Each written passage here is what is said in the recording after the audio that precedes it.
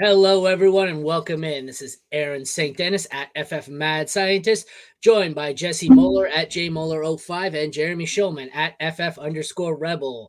We are here today for the NFL Week 14 Waiver Wire Show. How's it going, guys? It is going. Yeah. It is very much going. We're in the process of getting the house all decorated, all the stuff going on. I'm like the only house on the block that's doing Christmas decorations. And I'm like, come on, people, get it together. And they're just not doing it. So I'm like, all right, well, I guess we're going to show out. Are you doing it all outside? Yeah. Like I got to finish.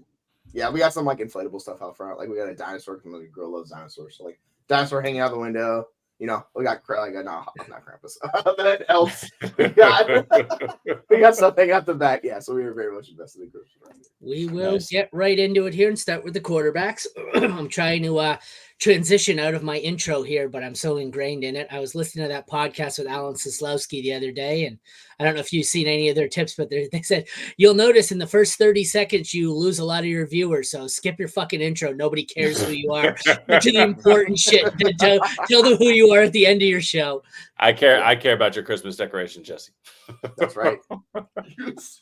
Yeah. Keep in mind, he's drinking as he says it, though. So. Hey, I got water today. We got water. Or you sure, that's the best kind of audience. The drunk audience is the best audience. All right, let's get into it. The QB waiver wire is a fucking gold mine just because there's so many backups. Can you ever remember a season where there were this many backup quarterbacks playing? Like, I look at my weekly rankings.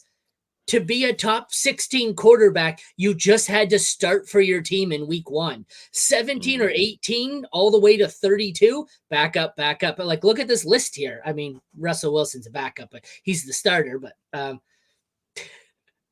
what are you doing, Jesse? I look over at you like this. I was sneezing. And I had nothing. Oh, like, wow, he was really offended by my Russell Wilson comment. But don't talk about the Seahawk like that. All right. So we'll start with the top two options. Top two levels of options here are the ones that are actually going to be starters. Most of them are only available in like maybe a quarter of single QB leagues because they're all QB2s. You got Russell Wilson, Kyler Murray, Sam Howell. If any of them are still available in your league, you should have them. I mean, I guess at this point, you're going to see them. I noticed these actually went down. Some of them didn't qualify because I cut it off at 80%, but it went down because we've got a lot of leagues where these guys were dropped because bye weeks have passed, with the exception of 2 this week. So, and I think Sam Howell was one of the 2 buys this week. Then the medium level, we've got Jordan Love, Geno Smith, Baker Mayfield. These are the guys where they're, like I said, they're more super flex targets.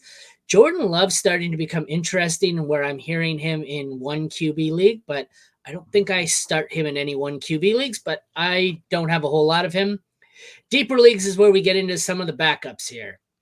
Probably the creme de la creme of the backups. We've got Josh Dobbs, Gardner Minshew, and Jameis Winston. Those have been the best. I think I would even elevate Joe Flacco up. He was good.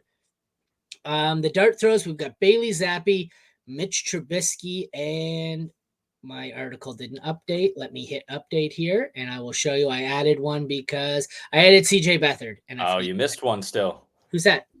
Jake the Snake Browning, my man. I don't know about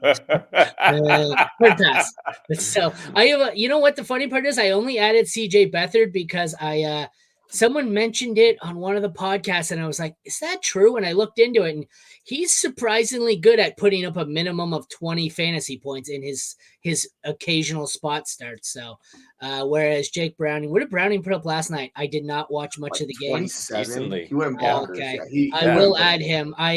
This was 32 set to of 37 for 354, 1 through the air, 1 on the ground. Gotcha. I will add him now. He was I went to bed a bit early before that game ended last night. Me and my kid were not feeling well, so he will be a late addition. I didn't know he was that good. Anyway, so what are you guys thinking here? Well, who's the targets you're going after? Well, if you get to this bottom tier, like I'm fine going with the Flacco or Browning. Like I really don't want to do Bailey Zappi or Mitchell Trubisky. Like we've seen that enough. So I'll take, like we saw Flacco. He almost got you 20 points last week. He was able to conduct that offense in a way they have not been conducted pretty much all season, which is respectable. So like I'm fine with that. But like when you get to the higher guys, yeah, Jordan Love, I much prefer him to Geno at this point. He's just been better the last month plus. He seems like he's come on. And he gets the Giants this week. So I'm like, the quarterback's figured it out. He's got the skill position players, and you're playing against the Giants. Yeah, sign me up. I'm totally fine with that with Jordan Love. He looks like a legit NFL starting quarterback for the next few years. Mm-hmm. Yeah. He's probably my number one, although I do have a decision I'm facing down for a backup QB in a 1 QB league. I have Lamar. I played Russell last week, but I'm considering dropping Wilson for Love. The problem is Russell Wilson faces the Chargers, the Lions, the Patriots, who have been good on D, but are totally out of it. And then the Chargers again. And the Chargers are just hemorrhaging points. That schedule is phenomenal. So I'm sticking with Wilson, I think, at the moment over Love, just because the schedule is so good. Right. I love how the Chargers are so bad and the Patriots couldn't even score any points. That's how bad their other offense is. It's like, goodness gracious, man. Ugh, it's ugly, man. We're on to next season. We're on next season over here. Wow. That's a lovely schedule, though, there. Yeah, it's nice for Russell. Like I like Russell, dude. I think he's going to do very well. He struggled last week, but like he should bounce back and be fine. Like I think he had 11 rushing attempts again, so they are running him quite a bit. Like it's Justin Fields level usage of rushing, which is kind of surprising. But hey, get it, Russ. I cannot believe every time I do this article, I cannot believe how low the rostership is for Sam Howell. And like I said, he puts up he goes up to 80, 90%. Then he has one bad game, or his bye week's coming up, and you'll see him go down to 60, 70% again. Then he'll have a great game and he goes back up to 90%. Like, it's unbelievable how quickly everyone bails out on Sam Howell on a semi-weekly basis. So I know at this point it's like, no, there's no way Sam Howell is available in my league, and he probably isn't, but he double check because, like I said, he's on bye. I think it's Arizona, Washington are the last 2 buys this week. I think so. I believe so. I don't know. I'm actually not sure. Now I need to look. I'm pretty sure, but assuming that's true, I don't know how many people would be holding on to Sam Howell through his bye week. So if you could afford to, go grab Sam Howell. I like Kyler, obviously. I think I like Jordan Love over Russell Wilson as well. I would have said I'd go Howell, Kyler, Love, Wilson, Geno, Baker for the top group here. I added Browning for you. This group, I think they're all pretty much the same. I think Jameis is going to have the highest ceiling, but he's also going to have the lowest floor. And then this group is kind of desperation. I much prefer Joe Flacco out of the final, like the dart throw group here. I want nothing to do with Zappy. I want really nothing to do with Trubisky. And if I'm really desperate, I have a league where it's super flex. It's that vampire league where you can steal. I had Herbert, Lawrence, and Mac Jones. Someone stole Herbert from me a couple weeks ago. Mac Jones I dropped because he's crap. So I have Lawrence, who looks like he's hurt, and I stole Kyler last week, who's on bye. So you have to start one quarterback, or it's an illegal lineup, and you can't win. So I could possibly be starting Mitchell Trubisky, Bailey Zappi, any of these guys. I'm going to be starting one of them. What's that? Go get yourself Jake Browning. Do it. I think he's owned, actually. Okay. Yeah, they're playing Indy. I will say Dobbs plays Vegas this week. So if you're looking for someone to stream, fire up Dobbs. That Vegas defense is trash. He should put up a whole lot of points. And he gets Justin Jefferson back this week, too. So, that's nice. Yeah, I agree. One note quick on Geno. They play San Francisco, who's been giving it up because they're scoring points and they can't stop anybody. Then he plays Philly, who we know what what this man just did, has no business doing that in the NFL. But anyone can do that on Philadelphia, and Geno will go nuclear. Then Tennessee, and then Pittsburgh. So it could be a legit, really league-winning run from Geno Smith through the end of the year in the playoffs. So we covered pretty much all of the top 10 trending quarterbacks on Sleeper. The lone exceptions are Taysom Hill, but nobody's playing him at a quarterback's position, so I didn't mention him. And Matthew Stafford, which is odd to me. Was he that bad, or I thought he was good? He was. He said back-to-back 31-point weeks. I'm not sure why he's 50% owned, but if that's true, I would be adding him. I might actually go in and edit this article while we move on. I would be adding him here to the second group with Jordan Love, this group here. If you don't need him next week against Baltimore, Washington, New Orleans, and the New York Giants, not bad. That could be why. They could just, people aren't holding him for, who'd you say, Baltimore? Yeah. Yeah, you're right. I remember seeing, that's what it was, though. I remember, and now that you mention it, he's had back-to-back, I don't know if it's back-to-back or back-to-back-to-back weeks where it was worst matchup, then it was the worst matchup, then it was the worst matchup, where it was something like, I know it was Cleveland last week and Baltimore this week. Maybe people just looked and said, "Ooh, 3 terrible matchups in a row, and I don't want to play him." So that could be it. But you're right. If you can go on, or if you can get him and stash him for next week, he could be worthwhile. Let's move on to the running backs here. Shallow league options: Zach Charbonnet, AJ Dillon, Kareem Hunt. It's not great this week. Medium league options, I think, are the best ones here. Aside from maybe Zach Charbonnet if Walker's out, but medium league, we've got Chuba Hubbard, Zeke, who looks like he's going to be the lead back in New England with Ramondre set to miss a couple of weeks. Antonio Gibson could also be the same with Brian Robinson out. We have Dearness Johnson, Kenny Gainwell, and the Italian stallion Samaje Parini in the deeper league. And then for your dart throws, we've got Spears. Actually, this group I don't mind here. I like the dart throw more than I like the deeper range because Taji's been good.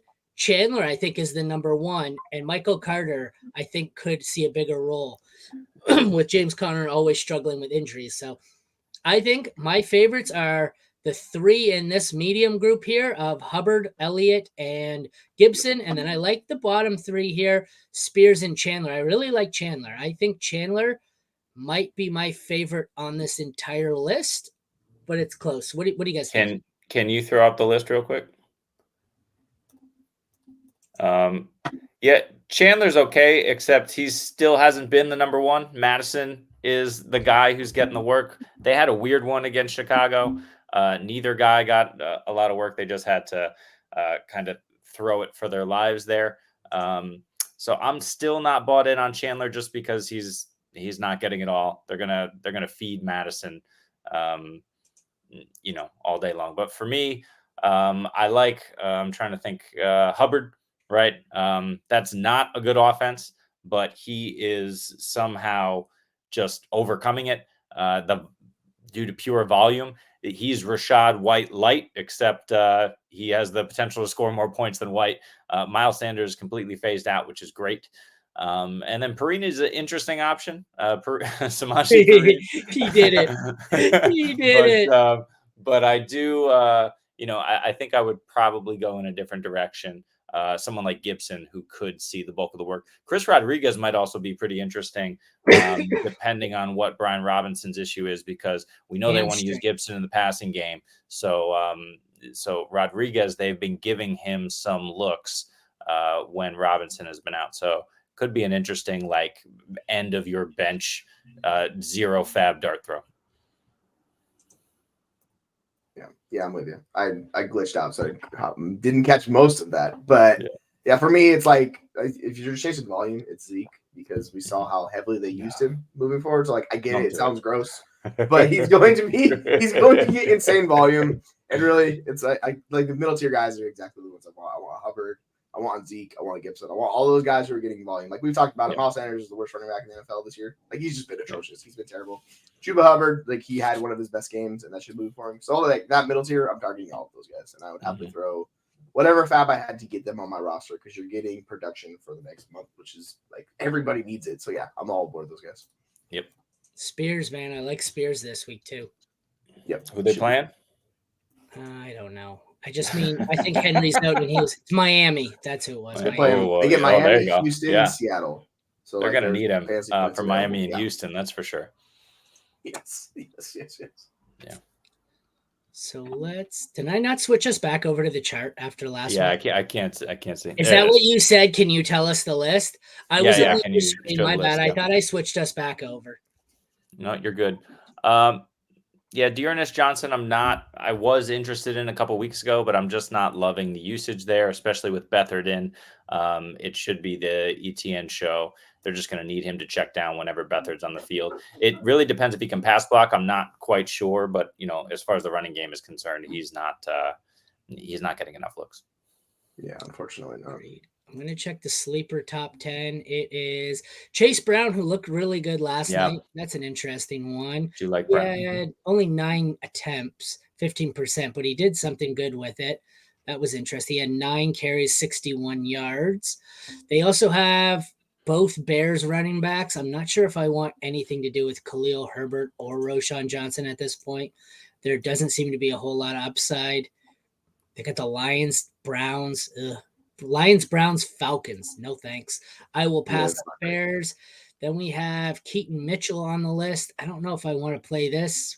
He's not a terrible option, but it's another. Those are 2 backfields, the Ravens and Bears. I think I'd like to just steer clear of as best I could.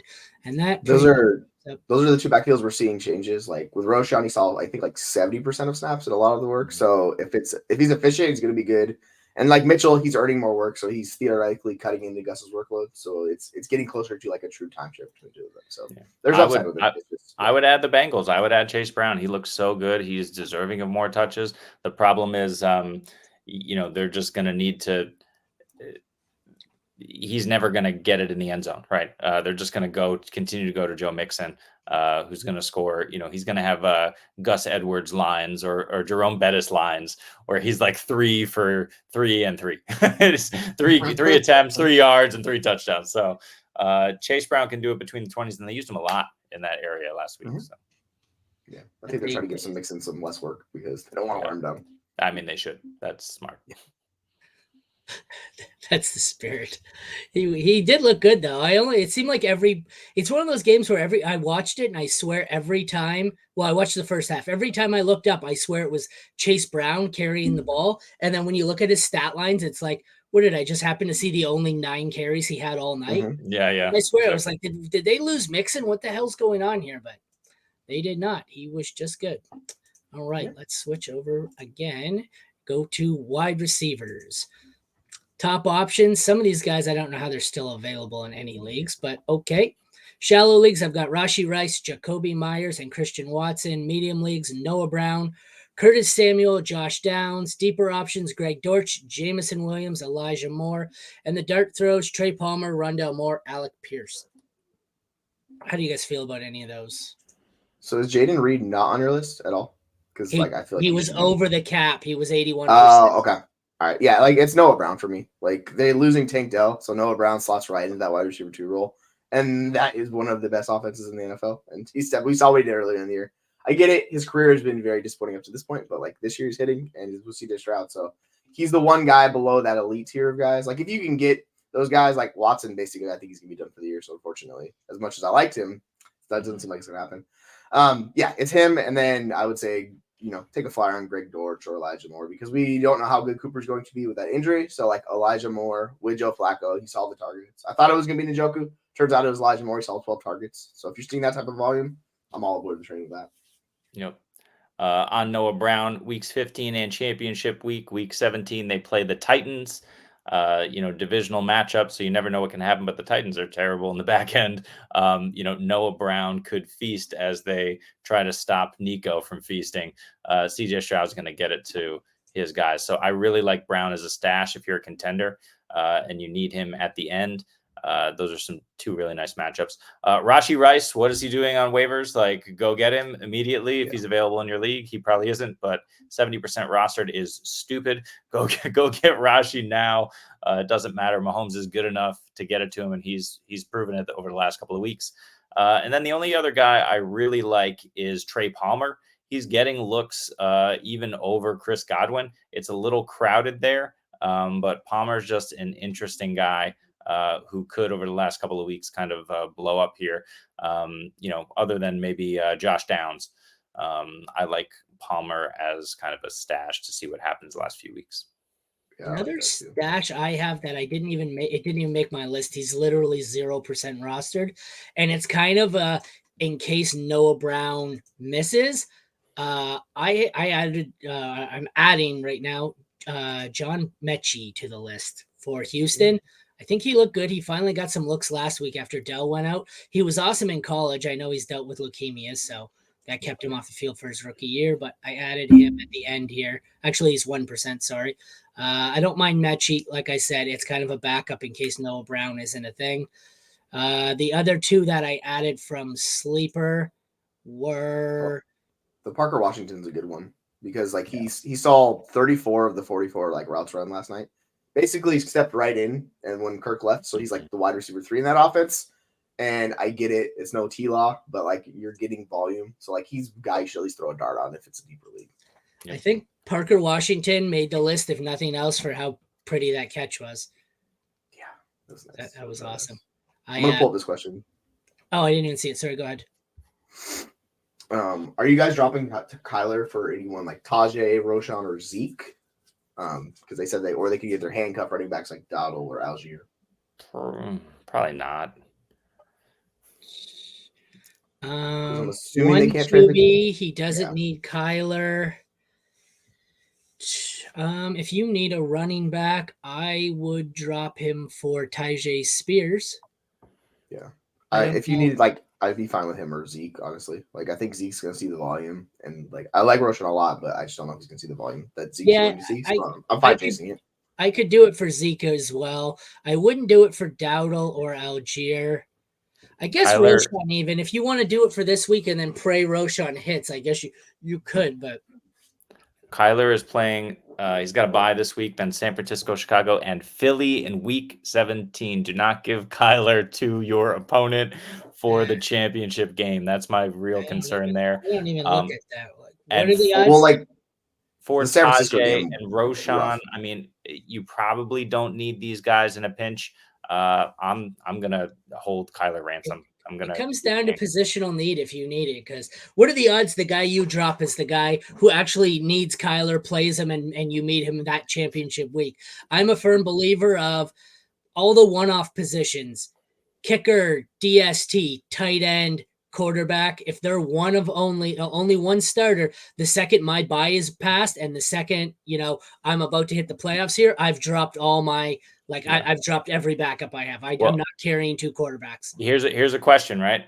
Week 17, do you play Kyler against Philly in that juicy matchup, or do you play Josh Allen? I'm playing Josh Allen against New England in a divisional matchup where New England doesn't have much to play for except to beat up on Josh Allen. When they played beforehand, Allen was QB4, but we know that New England can play him tough. I don't care if it's 3 feet of snow in New England. I'm still playing Josh Allen. Well, also Kyler has not been good. Like, that's the other thing about this. Like, Kyler has not been good, like, at all. He's been really bad from passing standpoint. So, like, I am worried about the accuracy with him. So I get it. Like, if you need a running back, like you need someone to give you points, I'm fine with that move. Like, I get it. And as much as I love Kyler, he's like top 8 dynasty quarterback for me. You got Allen. I wouldn't worry too much about it because the trade deadline's passed, I'm assuming. So like, you can't trade it. So it's a tough one. I mean, I just don't love those guys. Don't move the needle for me. I know RB injuries come up, but that's my issue.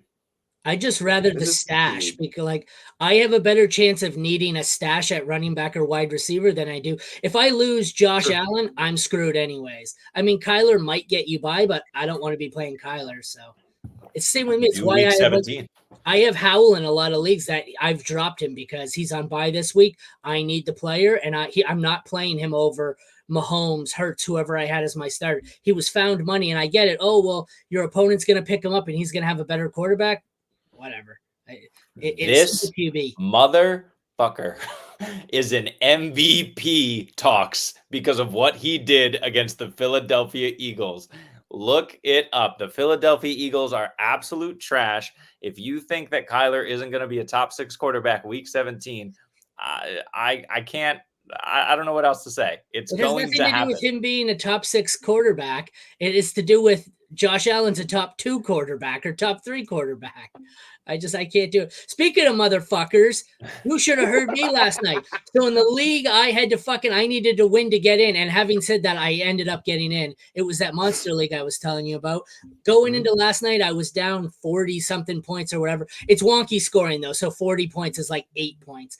I had Trevor Lawrence and Jamar Chase, who won it for me alone. But every fucking time the ball goes to Calvin Ridley, he dropped the goddamn ball for 3 quarters. And I'm going, just catch one fucking ball, Calvin Ridley. It's like he knew that if he caught it, I was going to get Trevor Lawrence. I'm going, you dirty rat bastard.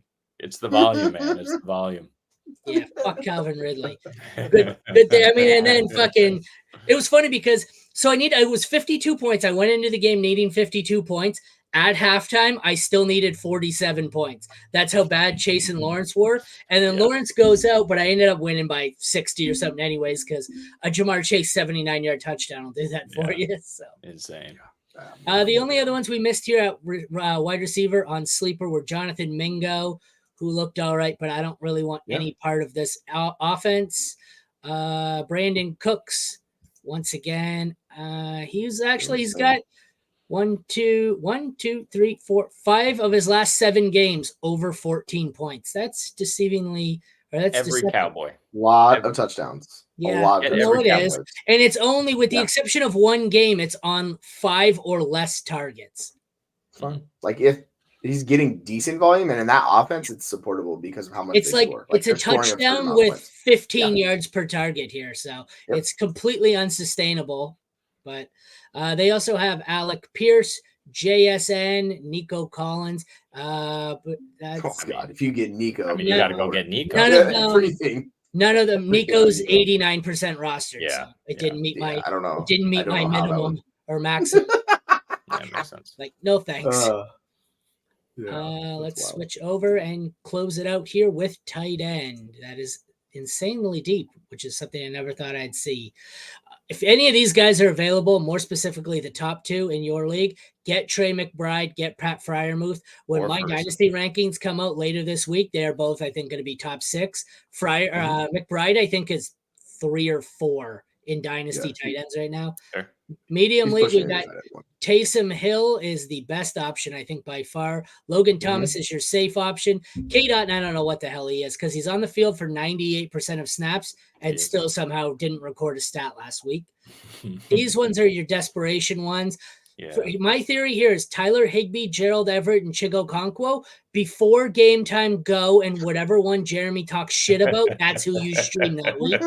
And then for these guys down here, Juwan Johnson, Tucker Kraft, and Tyler Conklin, whichever one I say good things about, that's who you fade and you go with the opposite guy. Because last week, I needed a tight end everywhere, and I streamed Juwan Johnson everywhere, who put up a big fat old Baker Mayfield 0. Not Baker Mayfield. What the hell was his name?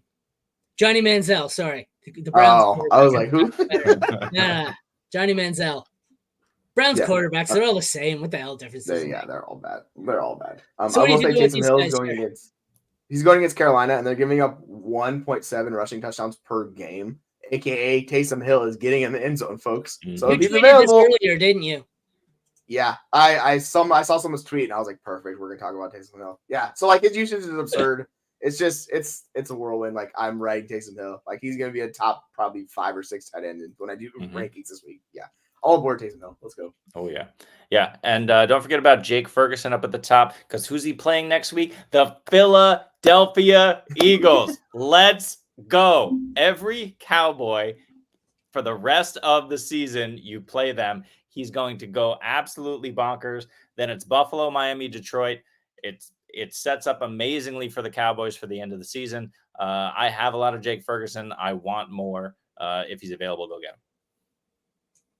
I've also added in Isaiah Likely here. He is incredibly risky. He has not looked great, so there's that. I don't know. So if you guys, you would agree here, McBride and Freiermuth are the top 2 options, I would assume.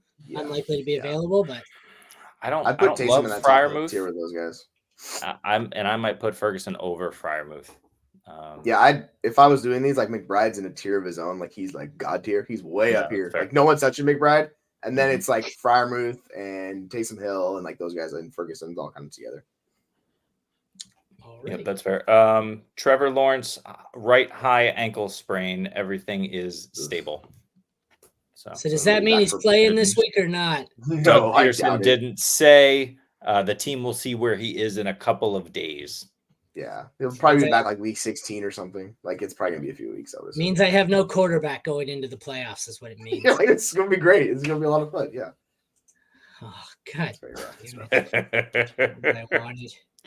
All right, I'm gonna switch over to sleeper here, and we'll close it out. Actually, I'm not switching over. I'm just reading it. The only ones we missed, they have Brevin Jordan. I'm not a big fan of him. I think you brought this up in the recap the other day. That was his highest snap share, 75% of his career. It was still only 4 targets, 3 catches for 64 yards, 10 points. He's not the worst option, but he ain't the best. They also have Tanner Hudson, who has 4 or 5 targets in pretty much each of his last 5 games. If you need a desperation tight end who's going to get you 10 points, he's an option. He has no ceiling whatsoever. And Dallas Goedert, he didn't make my list because he's at 84%, but if he's on your waiver wire, who knows? This is like 3 weeks in a row where I thought he was going to be back, and he hasn't been back, or 2 weeks in a row anyways. They have Dallas this week, Seattle, Giants, and Cardinals. He's not a bad option, despite the fact that I'm never a big fan of him. He's probably just low-end tight end 1, but he has some potential. Any other thoughts before we close her out here, guys? I mean, you could make a case for Brevin Jordan if you really wanted to. It's just the offense is so good. It's like he's going against the Jets though, so it's like, man, I would not be too excited to start this week. Yeah, I mean, and with Hudson, he's always open somehow. I mean, obviously Burrow has the higher upside. When Burrow's there and he's not there, so it's a risk. But just one bit of news before we go, and a question in the chat. Yeah. The news is the Jets have cut Tim Boyle. Well, you lose your job to Trevor Siemian, you should probably be cut. Yeah. And this is the most obvious drop situation. AJ Dillon, yes, like get him off your roster. I prefer Hubbard, but for Hubbard. Either. Oh yeah, no, Hubbard, 100%. Hubbard and like whoever is basically available. Like if they're both available, Hubbard and then Zeke. I'm fine with either one. Zeke's probably gonna see more usage, but like I really don't care between the two of them. They'll be fine. I feel like Zeke is AJ Dillon. I don't want either. You know why Hudson's always open too? They have Boyd, Higgins, Chase, and Mixon on the field. Defense is like, fuck it, we can't cover everyone. Yep, there's not a more frustrating asset than Tyler Boyd. I can't stand Tyler Boyd. He's the most frustrating asset. You try to play him, you're getting 5 points. He just chills on your bench. He's a roster clogger, man. I can't stand Tyler Boyd. All right, everyone. Well, thank you for tuning in. We will be back Thursday at noon for AFC preview, I think. Yes, Patriots, Steelers. Good God. Good God. You may want to skip the first 5 minutes of that one where we preview that game. Hell, I might skip the first 5 minutes of that one. Can we just have 5 minutes of silence to start the show, and then we'll move on to the next game? Guys, I'm busy Thursday. I'm busy. I can't make it. All right. Well, we will see you Thursday for AFC, Friday for NFC. Take care, everyone. Thank you for tuning in. Later, guys.